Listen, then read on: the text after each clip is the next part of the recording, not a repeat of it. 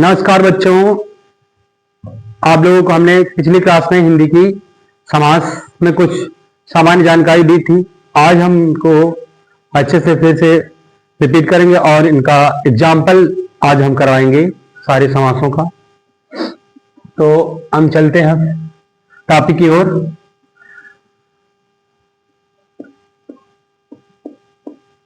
समास, जैसा कि हमने बता दिया था समास के बारे में काफी जानकारी दी थी। जैसे कि समास का जो अर्थ होता है, समास का जो अर्थ होता है वो होता है संक्षिप्त करना। क्या होता है? संक्षिप्त करना होता है या फिर छोटा करना होता है। और इसका हमने विलोम, जो अधिकतर बहुत कम लोगों को पता होता है इसका विलोम, वो हमने आपको इंपॉर्टेंट के रूप में बता दिया था। विलोम इसका क्या होता है? व्यास। क्या होता है? समास का विलोम व्यास होता है। तो जैसा कि हम यूपी बोर्ड के लिए पढ़ना है हिंदी में समास, तो हिंदी में जो समास होते हैं इनके प्रकार कुल भेद, समास के भेद हमने बता दिया था हालांकि, लेकिन फिर से एक बार रिपीट करते हैं। समास के कितने भेद होते हैं? तो समास के कुल 6 भेद होते हैं। कितने भेद होते हैं? 6 भेद होते हैं। कितने भेद होते हैं? 6। इनमें से क्रमशः नंबर 1 अव्ययी भाव समास। अव्ययी भाव समास, हम आपको कुछ ट्रिक बताएंगे इनमें से। अव्ययी भाव समास, अव्ययी भाव समास के लिए क्या पहचान होती है और परिभाषा होती है? परिभाषा तो हमने पिछली क्लास में पूरी बता दिया था। अव्ययी भाव समास के लिए हमने बताया था कि पद प्रधानता के आधार पर यह समास प्रथम पद प्रधान समास है। पद प्रधानता के आधार पर अव्ययी भाव समास जो होता है वो प्रथम पद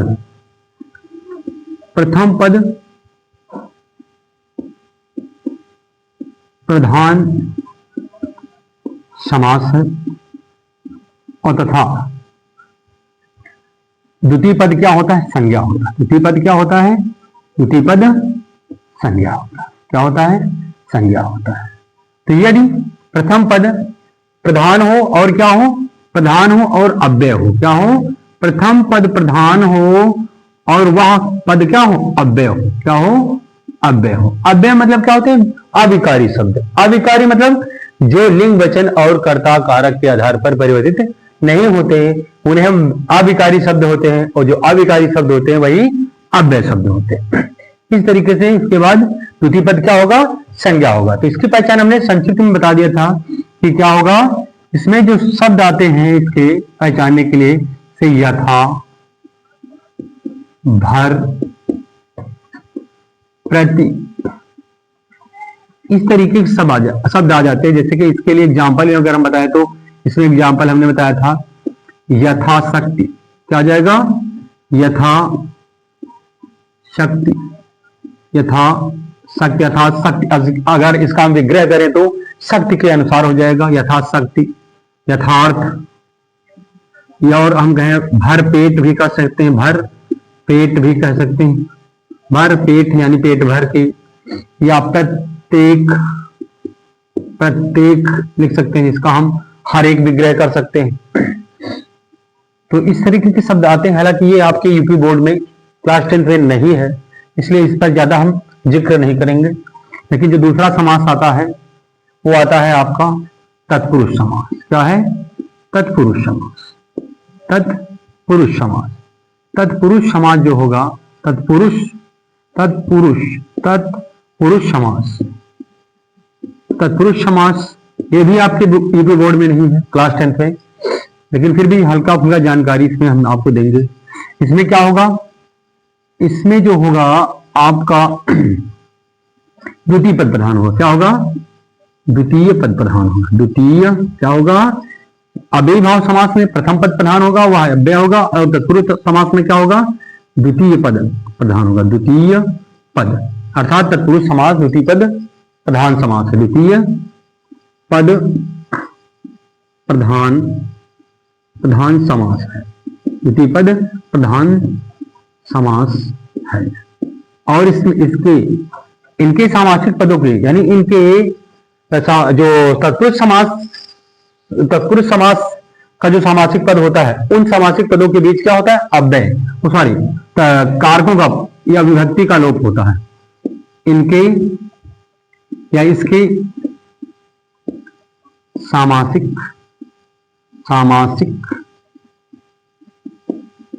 पदों में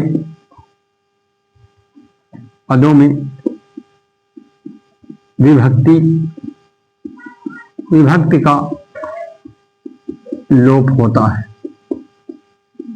अर्थात ये जब दिखेंगे जब इनका विग्रह करेंगे। यदि कोई तत्पुरुष समास का शब्द है, यदि किसी तत्पुरुष समास का कोई शब्द है तो उसका विग्रह करेंगे तभी पता चलता है कि इसमें कौन सा समास है। जैसा कि हमने अभी एग्जाम्पल में दिया था, जैसे रसोई के लिए रसोई घर, तो इसको हम विग्रह करेंगे तो क्या आ जाएगा, रसोई के लिए घर आ जाएगा, रसोई के लिए घर आ जाएगा, रसोई के लिए क्या आ जाएगा, रसोई के लिए घर आ जाएगा। या फिर और एग्जाम्पल दें तो हवन सामग्री जैसे लिखें, हवन, अब ऐसे तो नहीं पता चल रहा है, लेकिन जैसे हम इन सामासिक पदों का विग्रह करते तैसे पता चल जाता है कि हाँ। और फिर से बता दे, तत्पुरुष समास अगर पढ़ना है तो हमें विभक्ति यानी जितने कारक हैं उनके बारे में जानना होगा। जैसे कि छोटे क्लासों में मिलता है, इसके विषय में जानकारी के लिए, यानी जो कारक होते हैं या विभक्तियां होती हैं वो क्या होती है, कर्ता ने कर्म को कर्ण से संप्रदान के लिए अपादान से अलगाओ, संबंध काकी के नानी ने रारी रे आ, और वहां पर आ जाएगा अधिकरण में पर पह संबोधन हे ओ अरे, ये शब्द आ जाते हैं। तो समास, तत्पुरुष समास समझने के लिए क्या है, हमें जानकारी अच्छे से होना चाहिए कि ये इसमें हमें कारक की पहचान होनी चाहिए, तभी हम कर सकते हैं। हालांकि क्लास 10th में ये नहीं है तो इसलिए वहां पर हम ज्यादा आप कारकों के बारे में नहीं बताएंगे, फिर भी हल्का फुल्का एग्जाम्पल आपको दे दे रहे हैं। हवन सामग्री, अब से आ गया हवन सामग्री, तो इसको हम लिखेंगे तो क्या लिखेंगे, हवन के लिए सामग्री। अर्थात यहां पर भी ये भी संप्रदान तत्पुरुष होगा यहाँ पर, क्योंकि के लिए जो होता है वो संप्रदान तत्पुरुष के लिए ही होता है। हवन सामग्री, हवन सामग्री, हवन सामग्री। और एग्जाम्पल दे जैसे राजा, राजपुत्र, राजपुत्र, राजपुत्र का विग्रह करें तो राजा का पुत्र, राजा का पुत्र।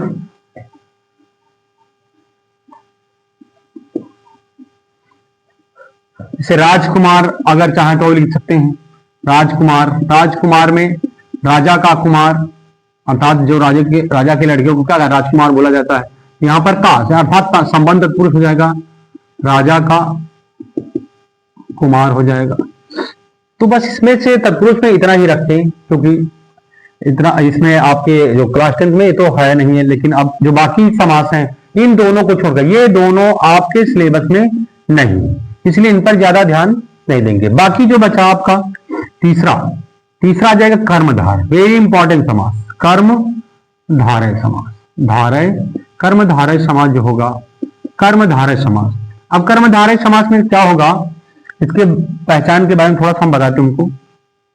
इसमें जो कर्मधारय होगा, कर्मधारय समास का जो प्रथम पद होगा वो विशेषण होगा, वो भी असंख्यावाची विशेषण होगा। क्या होगा, कर्मधारय समास में क्या होगा, असंख्यावाची विशेषण होगा। दूसरा पद क्या होगा, संज्ञा होगा, अतः इसका भी द्वितीय पद प्रधान होता है। तो इसमें हम लिखेंगे प्रथम पद, क्या होगा, प्रथम पद जो होगा वह होगा असंख्यावाची विशेषण,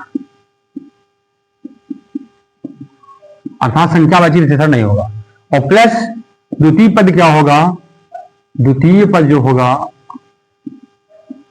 वह होगा आपका संज्ञा। तो इसे इसकी परिभाषा हम पिछली क्लास में बता दिए थे। वह समास जिसका प्रथम पद असंख्यावाची विशेषण तथा द्वितीय पद संज्ञा होता है वह क्या कहलाता है, कर्मधारय समास होता है।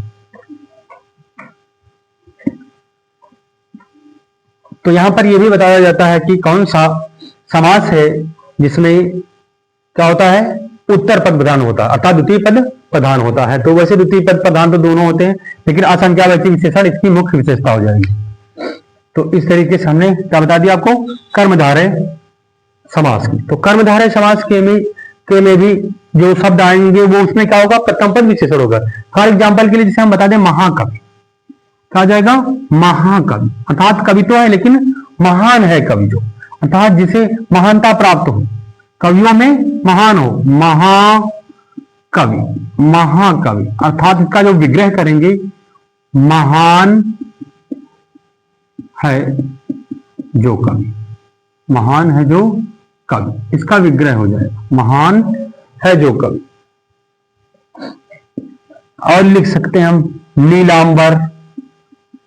नीलांबर अर्थात नीला है अंबर जो, नीला है अंबर जो। इस तरीके के शब्द आ जाएंगे आपके कर्मधारय समास में। अभी हम और एग्जांपल आपको देते हैं पर्सनली इनके बारे में। उसके बाद चौथा समास हो जाएगा आपका आ जाएगा द्विगु समास।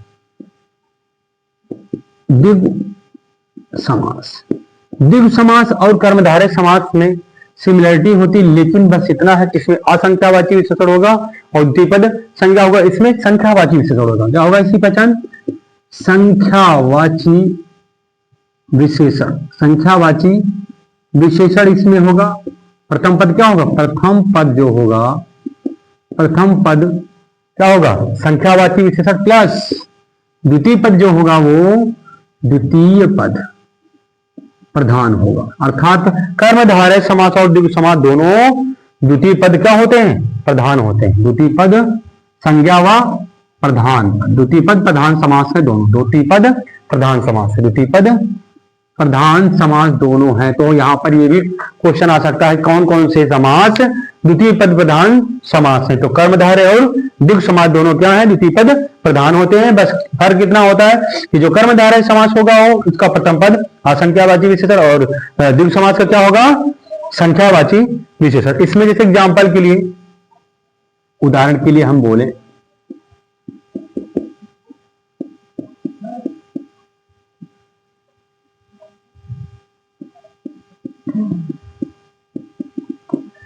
तो उदाहरण के लिए जैसे इसमें बोले हम द्विगु समास में, जैसे त्रिरत्न, त्रिरत्न, त्रिरत्न, त्रिरत्न, तीन रत्नों का समाहार। इनका विग्रह क्या हो जाएगा? तीन रत्नों, तीन रत्नों का समाहार। और जैसे हम कहें तिरंगा, तिरंगा, तीन रंगों का समाहार, तीन रंगों का समाहार। चौराहा भी बोल सकते, तिराहा, चौराहा, इस तरीके के शब्द क्या जाएंगे? ये सब संख्यावाची विशेषण के अंतर्गत द्विगु समास के भी एग्जाम्पल होंगे या उदाहरण होंगे। अब इसके बाद हम आपको पांचवा बता दें, द्वंद्व समास। कौन सा? द्वंद्व समास।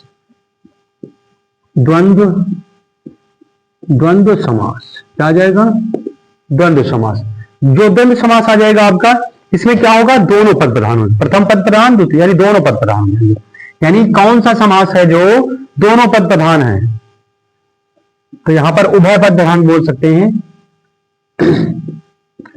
हम कहें दोनों पद प्रधान या उभय पद प्रधान? दोनों पद प्रधान समास, दोनों पद प्रधान समास। तो निम्नलिखित में से कौन सा, अगर हम वहां पर आ जाए कि निम्नलिखित में से कौन सा समास है जो दोनों पद प्रधान या उभय पद प्रधान होता है, तो ये आपका द्वंद्व समास हो जाएगा। दोनों पद प्रधान या लिख ले उभय, उभय पद प्रधान समास। इसमें क्या होगा? दोनों पद क्या होंगे? पहली बात तो प्रधान होंगे, और इसकी खास विशेषता ये होगी कि द्वंद्व समास में जो शब्द, सामासिक शब्द रखे जाएंगे, जो सामासिक पद होंगे, वो दोनों या तो विलोम होंगे या विलोम जैसे होंगे। इसमें क्या होंगे? इसमें दोनों शब्द, दोनों शब्द, दोनों शब्द या तो विलोम होंगे, या तो दोनों शब्द एक दूसरे, या तो दोनों शब्द या तो एक दूसरे के विलोम होंगे, एक दूसरे के विलोम होंगे, या विलोम जैसे होंगे, विलोम जैसे होंगे, तो इनकी पहचान है। जैसे हम कहें दिन और रात, आकाश पाताल, लाभ हान, दाल रोटी, तो योजक चिन्ह के साथ लिखा जाता है या जोड़ के, जैसे लाभालाभ, इसमें योजक चिन्ह नहीं लिखा लेकिन फिर भी लाभ और आलाभ आलाभ हो जाएगा, इसमें पता चलेगा कि इसमें भी द्वंद्व समास है। तो इसके भी एग्जाम्पल हम लिखे तो लिख दें, उदाहरण के लिए अभी तो बहुत सारे एग्जाम्पल लिखाएंगे हम। उदाहरण में जैसे दिन दिन रात, तो इसका विग्रह क्या हो जाएगा, दिन और रात, दिन और रात आ जाएगा। उसके बाद आग पानी, आग पानी, तो हम लिख सकते हैं आग और पानी। ऐसे ये चिन्ह हटेगा तो यहां पर हम और लगा देंगे, आग और पानी। ऐसे लिखे लाभ लाभ हानि लिख दें, लाभ हानि, क्या जाएगा, लाभ और हानि लिख दें, लाभ और हानि, लाभ और हानि लिख दें। तो इस तरीके से और एग्जाम्पल भी बता रहे हैं, फिर आप लोगों को पहले इतने एग्जाम्पल आप लोग देख लीजिए। अब छठवां जो है आपका, क्योंकि हिंदी में जो आप हिंदी में कुल समास के 6 ही भेद माने जाते हैं, इसलिए जो छठवां हम बताएंगे आप लोगों को, पहले इसको हटा दें। उम्मीद करते हैं आप लोगों को ये समझ में आ रहा होगा फिलहाल काफी हद तक।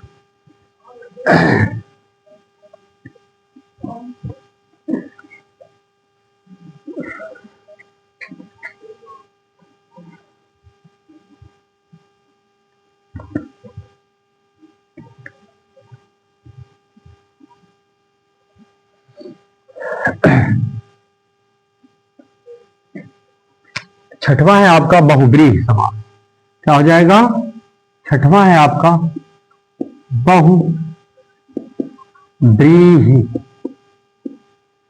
बहुब्रीहि समास।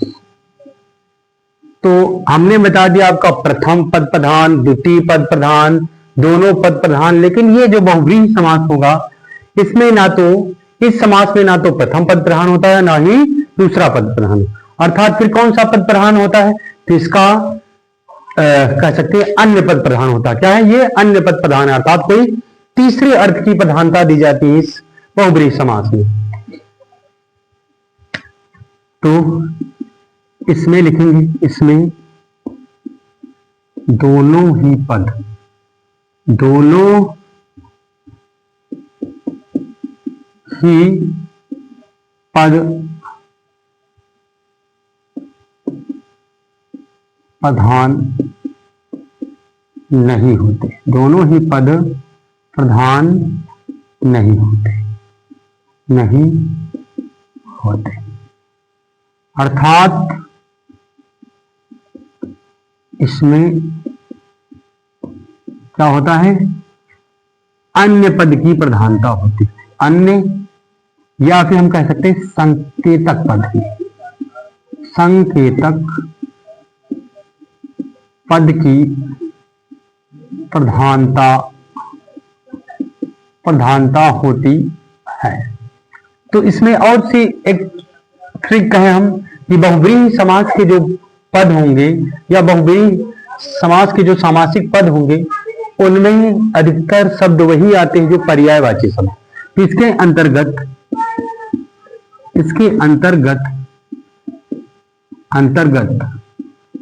आने वाले सामासिक पद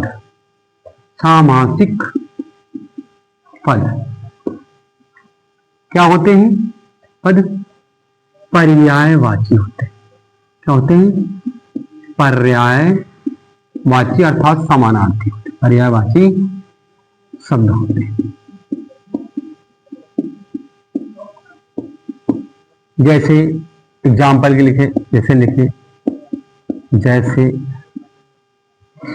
गजानन, अर्थात गज के समान है जिसके आनन, और 10 आनन, 10 हैं आनन जिसके, अर्थात यहाँ पर गजानन का अर्थ होगा ना तो गज, अब इसके दो शब्दों को हम ब्रेक करेंगे, गज प्लस आनन, ना तो गज प्रधान होगा ना ही आनन, अर्थात तीसरा कोई और है जिसके लिए शब्द संकेत करता है, वो गणेश जी के लिए गजानन शब्द यूज किया है, इसीलिए यहाँ पर कोई तीसरा अर्थ दे रहा है, इसलिए यहाँ पर क्या जाएगा गजानन में आपका बहुब्रीहि सम। इसी तरह 10 आनंद, 10 आनंद, 10 है आनंद जिसके, अर्थात 10 ना तो यहाँ पर 10 प्रधान होगा ना ही आनंद, तो तीसरा कौन है, रावण, रावण के लिए ये शब्द यूज होता है, अर्थात ये सामासिक पद में कौन समास होगा, बहुब्रीहि, 10 आनंद। और हम कह सकते हैं प्रतिपत्ति, रतिपति, रतिपति जैसे किसे कहा जाता है, कामदेव को रतिपति बोला जाता है। तो बहुब्रीहि समास के इस तरीके के अधिकतर कोई भी शब्द अगर अधिकतर आपका एग्जाम्पल पर्यायवाची दिख जाए, हाँ, तो वहां पर क्या हो जाएगा आपका बहुब्रीहि। हाँ, कुछ अपवाद में कुछ शब्द आ जाते हैं, जैसे पीतांबर, पीतांबर शब्द अपवादी शब्द जैसे आ जाता है, तो वहां पर हम क्या लगाएंगे, जैसे पीतांबर, तो पीतांबर शब्द के लिए अगर हम लिखें यहां पर विग्रह करें तो पीला है अंबर जिसका, पीला है अंबर जिसका, अगर विग्रह यहां पर ये है तो यहां पर आपको जो किसको वरीयता मिलेगी, किस समास की, तो पीतांबर में किस समास को माना जाएगा, बहुब्रीहि, क्योंकि पीला है अंबर जिसका, अर्थात विष्णु या कृष्ण के लिए पीतांबर यूज किया, विष्णु या श्री कृष्ण के लिए, कृष्ण, इसलिए यहां पर पीतांबर भी आकर, हाँ, नहीं तो फिर क्या हो जाएगा, अगर इसका विग्रह ये कर दिया जाए, पीला है अंबर जो, पीला है अंबर जो, क्योंकि अंबर का मतलब आकाश भी होता है और क्या होता है, कपड़ा भी होता है, पीला है अंबर जो, यहां पर पीला है अंबर जो अर्थात कोई वस्त्र के बारे में बताया, अर्थात पीले कपड़े के बारे में बताया जाता है कि वह कपड़ा कैसा है, पीला है, तो यहां पर कपड़े की विशेषता बताया, अर्थात यहां पर क्या हो जाएगा, इस स्थिति में कर्म धारय हो जाएगा, कर्म धारय हो जाएगा, क्या हो जाएगा, कर्म धारय हो जाएगा, क्या हो जाएगा, कर्म धारय हो जाएगा। तो इस तरीके से हमने आपको फिर से रिपीट कर दिया सारे समासों। अब इनके एग्जाम्पल हम आपको लिख देते हैं बारी बारी से समास वाइज, और आप लोग इनको याद कर लेंगे।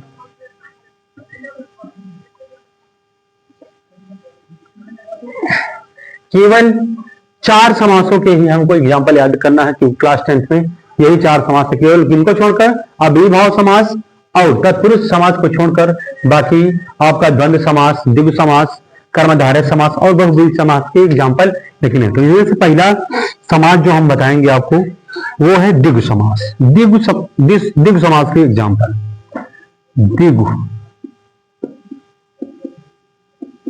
द्विगु समास। तो द्विगु समास के जो एग्जाम्पल हैं हम आपको बता रहे हैं बारी बारी से। जैसे आ जाएगा पंचगंगा,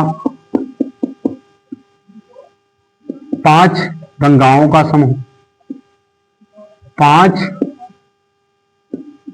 गंगाओं का समूह।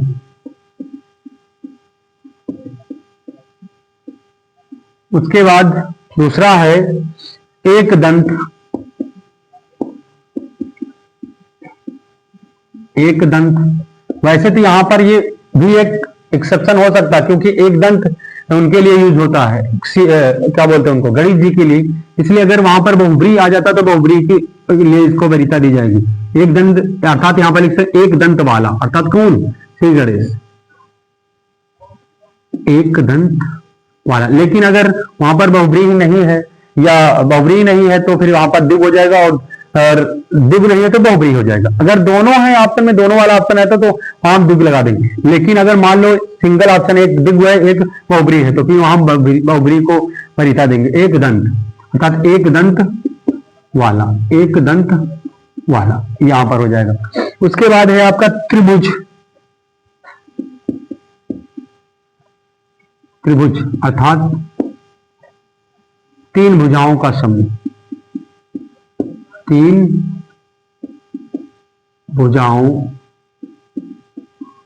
का समूह या समाहार, आप जो भी लिखो ठीक है। उसके बाद त्रिफला, इनको एक बार जरूर देख के जाना बोर्ड में, क्योंकि इंपॉर्टेंट है। त्रिफला, 3 फलों का समूह। विग्रह, ये आपका सामासिक पद है, सामासिक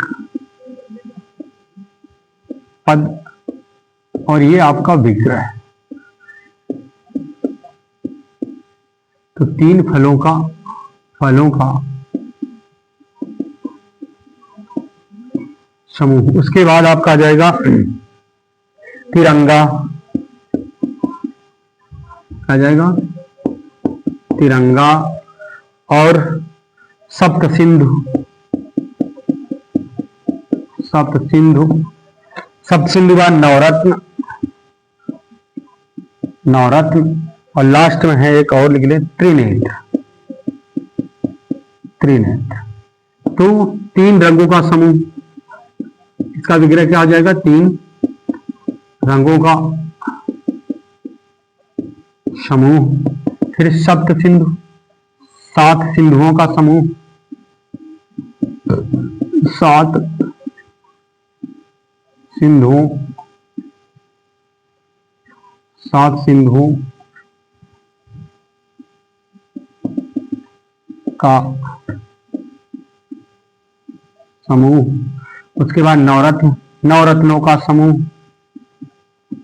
9 रत्नों का समूह। उसके बाद त्रिनेत्र, 3 नेत्रों का, 3 नेत्रों का समूह। लेकिन ये भी शब्द है त्रिनेत्र। त्रिनेत्र किसके लिए यूज होता है? शिव जी के लिए, क्योंकि उनको 3 आंखें बताई जाती, इसलिए यहां पर भी ऑप्शन देखकर ही लगाना। त्रिनेत्र अगर यहां पर आ जाएगा तो वैसे तो आपको क्या है, यहाँ पर 3 संख्यावाची है तो आप वरिता दे देंगे उसकी द्विव समास की, लेकिन अगर बहुब्रीहि आ जाएगा तो वहां पर आपको ये बहुब्रीहि ही यहां माना जाएगा त्रिनेत्र। तो अगला है, यहां पर हमने द्विव समास के एग्जाम्पल काफी लिखा दी। अब हम आप लिखाएंगे बहुब्रीहि समास। इसके बहुब्रीहि समास के, इसके बहुब्रीहि समास। तो बहुब्रीहि समास जैसे आतनु, आतनु, उसके बाद है अनंग, अनंग, अनंग के बाद है आपका मकर ध्वज, मकर ध्वज, मकर ध्वज के बाद है आपका रतिपति, रतिपति। वैसे तो आप लोगों को याद रखना कि ये किसकी पर्यायवाची है, तो आपको पर्यायवाची में भी आपका सिलेबस है। ये है आपके कामदेव के पर्यायवाची। किसके? कामदेव के पर्यायवाची। किसकी पर्यायवाची? कामदेव की पर्यायवाची। हमने पहले ही बताया था कि अगर बहुब्रीहि समास, बहुब्रीहि समास का सामासिक पद है तो वहां पर अधिकतर जो पर्यायवाची शब्द होते हैं वो बहुब्रीहि समास के अंतर्गत आए।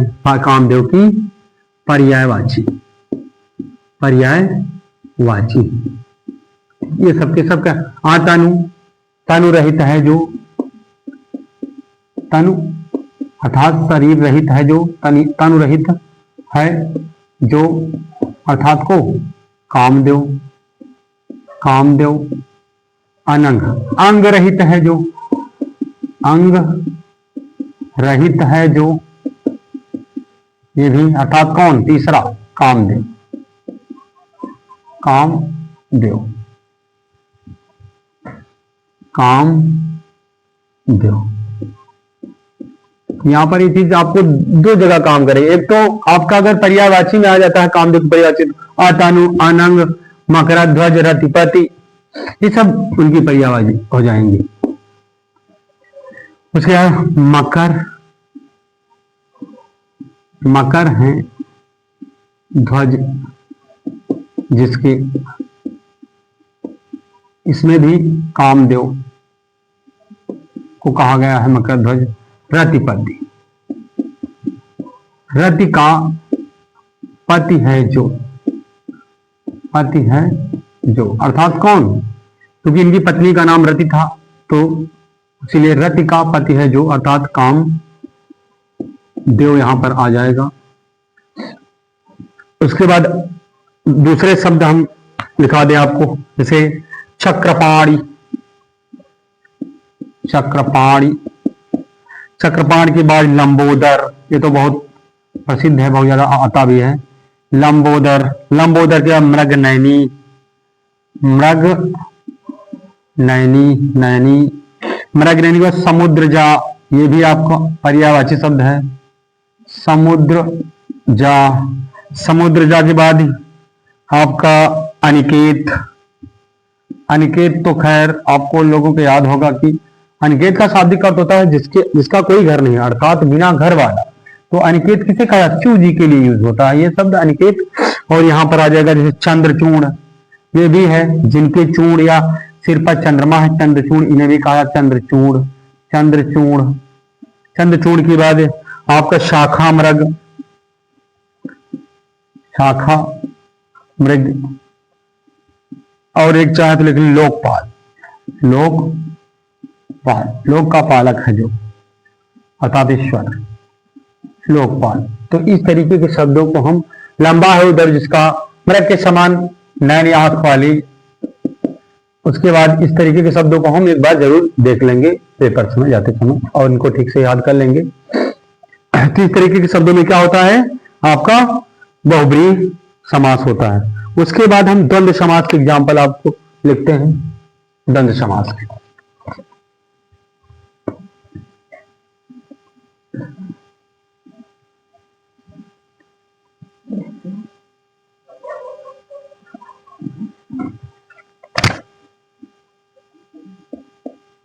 द्वंद्व समास, कौन सा? द्वंद्व समास। तो द्वंद्व समास पहले समस्त पद,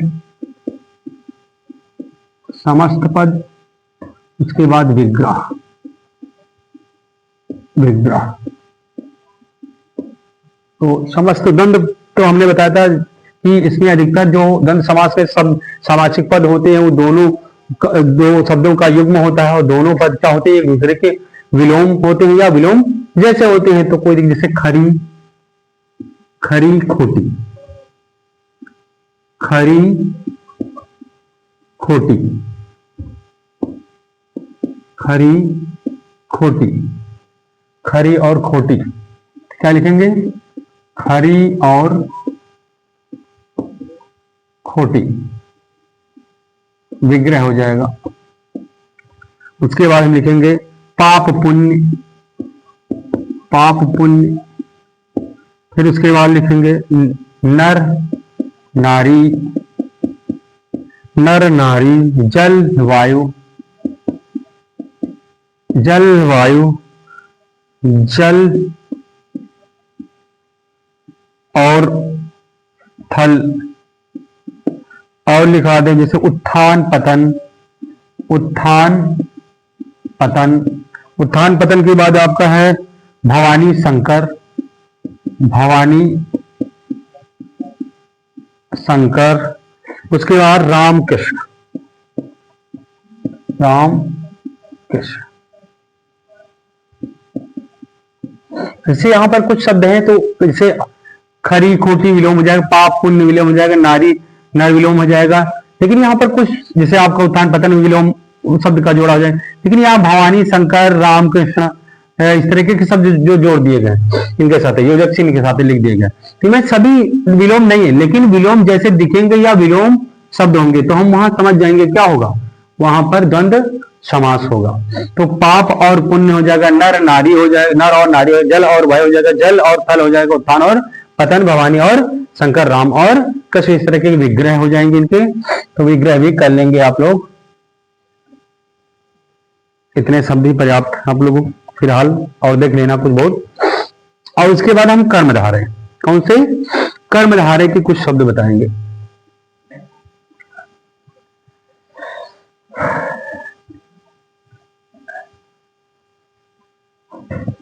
कौन सा? कर्मधारय, धारय, कर्मधारय समास। कर्मधारय समास में लिखेंगे समस्त पद, समस्त पद और विग्रह। हमने बता दिया था कर्मधारय समास जो होगा उसका जो प्रथम पद होगा वो असंख्यावाची विशेषण होगा और द्वितीय पद क्या होगा आपका संज्ञा होगा। तो इस तरीके से इसमें हम एग्जाम्पल आपको बताते हैं। क्या होगा, जैसे महात्मा, क्या हो जाएगा महात्मा, इसका विग्रह क्या हो जाएगा महान है जो आत्मा, इसका विग्रह हो जाएगा। उसके बाद नील कमल, नील कमल, इसका क्या हो जाएगा नीला है जो कमल, नीला है जो कमल। उसके बाद पीतांबर, तो पीतांबर के बारे में हमने आपको बता ही दिया है कि ये तो विग्रह के अकॉर्डिंग बैठता है, लेकिन अधिकतर जो है ये जो आएगा इसमें पीतांबर में बहुव्रीहि भी हो सकता है और कर्मधारय। तो यहाँ पर इसके अकॉर्डिंग हमने बता दिया था आपको पीतांबर, अगर पीला है अंबर जो तो वहां पर कर्मधारय हो जाएगा, अगर पीला है अंबर जिसका तो वहां पर आ जाएगा आपका विष्णु या कृष्ण। तो यहाँ पर फिलहाल इसका विग्रह करेंगे पीला है अंबर जो, पीला है अंबर, अंबर मतलब कपड़ा होता है, अंबर है, पीला है अंबर जो। और प्रधानाध्यापक, एक वाक्य और लिख लेंगे, एक समास पद प्रधानाध्यापक। तो इसमें क्या हो जाएगा प्रधान है जो अध्यापक, प्रधान है जो अध्यापक। तो इस तरीके से आप लोगों को हमने काफी सामासिक पद लिखा दिया है। आप लोग उम्मीद करते हैं कि आप लोगों को ये समझ में आया होगा और आप पहचान सकते हैं, क्योंकि यहाँ पर एडजेक्टिव या हम जिसे कहते हैं हिंदी विशेषण शब्द लगे हैं, क्योंकि ये रंग संबंधी या कलर संबंधी विशेषता। कमल कैसा है नीला है, अर्थात कमल की विशेषता ये बता रहा है नीला शब्द। पीला अर्थात अंबर कैसा है, कपड़ा कैसा है, कैसा वस्त्र है पीला है। अध्यापक कैसा है प्रधान अध्यापक, मुख्य अध्यापक है। तो यहाँ पर विशेषता अगर विशेषण शब्द लग जाए, लेकिन संख्यावाची विशेषणों को छोड़कर ध्यान दें, संख्यावाची विशेषण लग जाएगा तो वहां पर आपका द्विगु समास हो जाएगा। तो ये चीजें कुछ चीजें आपको हमने वहां पर ट्रिक में लिखा दिया है कि अगर वो आप ध्यान देंगे तो वहां से आपका समास कहीं से बचकर नहीं जाएगा, आप आसानी से इनको कर पाएंगे। तो हम बस आपको यहीं पर समाप्त करते, क्योंकि 4 ही समास आपके यूपी बोर्ड में थे, तो चारों समासों के हमने संक्षिप्त में कई सारे एग्जाम्पल भी दिए और आपको परिभाषा बताया। तो जय हिंद,